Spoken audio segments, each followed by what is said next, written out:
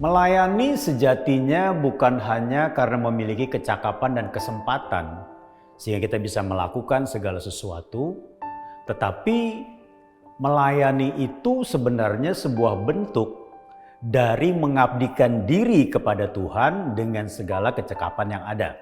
Teladan pengabdian yang luar biasa dapat kita temukan pada keluarga Obed-Edom, orang Filistin yang tinggal di Gat, di mana Daud pernah menaruh tabut perjanjian di rumah Obed-Edom, dan selama 3 bulan sebelum diangkut dengan benar ke Yerusalem, dan selama 3 bulan itu pula lah rumah itu diberkati oleh Tuhan.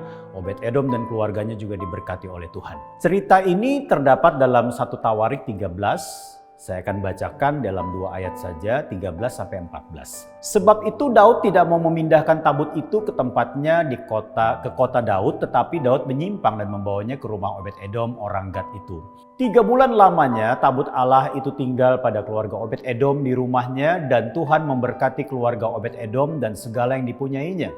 Obed-Edom dan keluarganya sangat giat mengabdikan diri kepada Tuhan sebagai yang pertama, penunggu pintu gerbang. Artinya apa? Sebagian anggota keluarga besar Obed-Edom melayani untuk menunggu pintu gerbang. Ketika orang masuk mau beribadah, mereka lah yang menyambut orang-orang yang datang mau beribadah.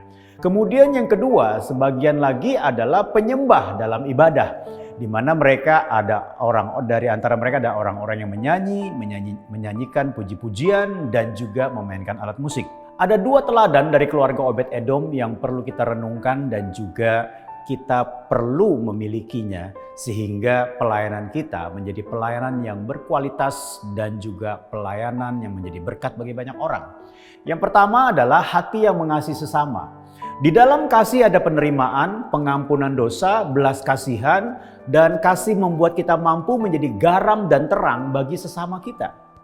Kalau kita bisa melihat pelayanan mereka, sebagian dari keluarga besar Edom itu melayani sebagai penunggu pintu gerbang, yang menyambut pertama kali orang datang, yang memberikan penerimaan, bahkan mereka adalah orang-orang yang berjaga di pintu gerbang untuk memastikan supaya setiap orang yang datang dapat beribadah dengan nyaman, dapat beribadah sesuai dengan apa yang dikehendaki dan aturan yang Tuhan sudah tetapkan. Hal yang kedua adalah mengabdikan diri sebagai penyembah Tuhan. Melayani bukan wadah untuk aktualisasi diri. Karena pelayanan itu bukan hanya mempraktekkan talenta, karunia, dan kesempatan yang kita miliki, tetapi sudahkah kita membawa hidup kita sebagai penyembah Tuhan yang tercermin dalam pikir, laku, ucap kita setiap hari. Karena pelayanan tidak pernah terlepas dari kehidupan pribadi. Sebab melayani tidak pernah bisa dipisahkan dengan kehidupan pribadi. Jika ada yang berupaya memisahkan, pasti hasilnya bukan penyembahan, tapi kemunafikan. Tuhan Yesus memberkati.